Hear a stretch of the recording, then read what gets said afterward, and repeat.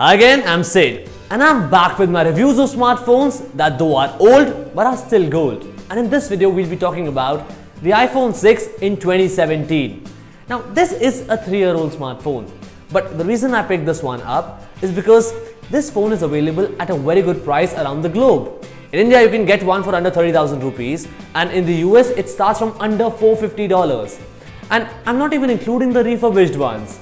So in this review, we'll check out how the iPhone 6 fares up against the modern day competition, what are some of its pros, what are its limitations, and most importantly, should you be buying an iPhone 6 in 2017 or not?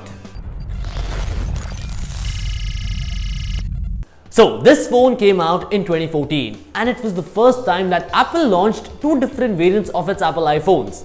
So barring this, there is also a bigger plus variant available, apart from whose size, screen, battery and one camera feature, this same review can be attributed to it. So let's first start with the designing. Though this phone is now 3 years old, aesthetically it does not feel out of date. And the prime reason for this is that Apple has not upgraded this design even in their latest iPhone.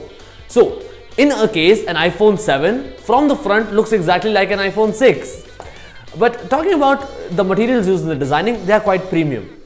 Metal on the back feels a bit slippery, though it gives the phone a premium look and feel. The only difference you'll find in the new iPhones nowadays is that they don't have antenna bands present, but even iPhone 6 has had it, so it's cool in my opinion. But heading now to the display, I like the 4.7-inch screen size as it is one of the more manageable form factors. Yet, the screen resolution is pretty low for 2017. But again, the latest iPhone 2 packs in the same pixels, so I guess I cannot complain. But even then, the newer iPhones pack in brighter displays along with 3D touch support, a feature which is not supported on the iPhone 6. And there is a iPhone 6 Plus variant available which has bigger display along with better resolution. But I personally find it to be a bit uncomfortable because of its thick bezels both on top and on bottom. Yet, I am a fan of the reachability feature. Just with 2 taps on the home button, it makes your thumb more reachable across the whole phone.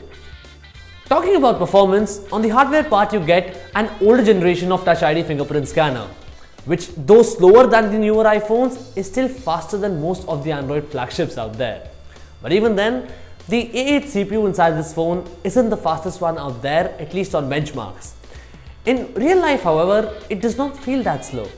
In fact, some games run smoother on this phone than many mid-range Android smartphones. And the main reason for this is the efficiency of iOS. The hardware-software integration and optimization is what makes iPhones such great smartphones.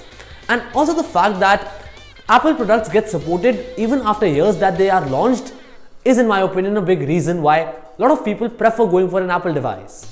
The iPhone 6 runs on iOS 10 with a couple of omissions like the raise to wake feature. But despite all that, it's kind of cool to imagine that iPhone 6 is also likely to support the upcoming iOS 11. Still, iOS is not for everyone. It is non-customizable, it's boring looking and doesn't even pack intensive features that the modern day Android smartphones are now offering. Still, it is the most simple and effective operating system around. Really, just learn that tapping icons opens app, pressing this button once is home and twice is multitasking, and that is pretty much all there is to know. Also, if you have another Apple product like an Apple MacBook or an Apple iPad, having an iPhone completes the ecosystem. The ability to make calls, read and send text and collaborate on both these devices simultaneously is awesome. And one more thing that I find pretty awesome are the cameras.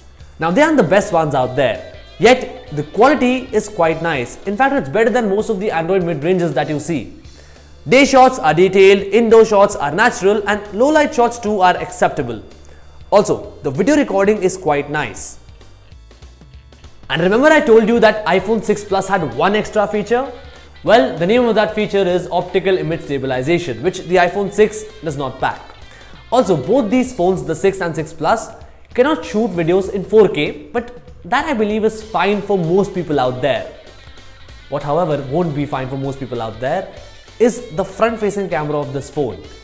You see, selfies are an important aspect of modern day smartphone photography, and a 1.2 megapixel HD only front camera on this smartphone isn't just able to deliver good quality portraits. The photos do look fine on its screen, but once you see them on a bigger and better display, you see pixels. Lots and lots of pixels. Plus, you don't get retina flash in the front, making it even more disappointing for me at night. And talking about disappointments, battery is a major bummer. The phone does require me to charge it twice a day, every day. But the phone does last for around 10 to 12 hours with absolute ease.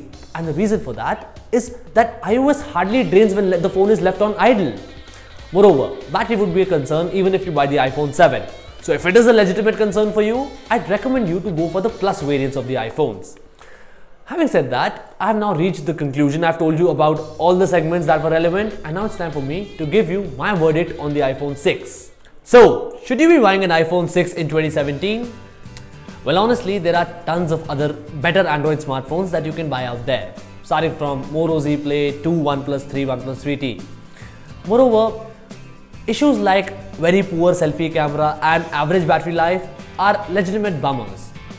Also, you should know that the starting variant of iPhone 6 starts at 16 GB. So when you go up the storage ladder, the prices too start to increase. But having said all that, if you want an iPhone, you want an iPhone.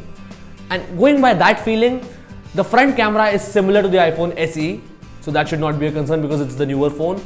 The battery life is not insanely different from the iPhone 7.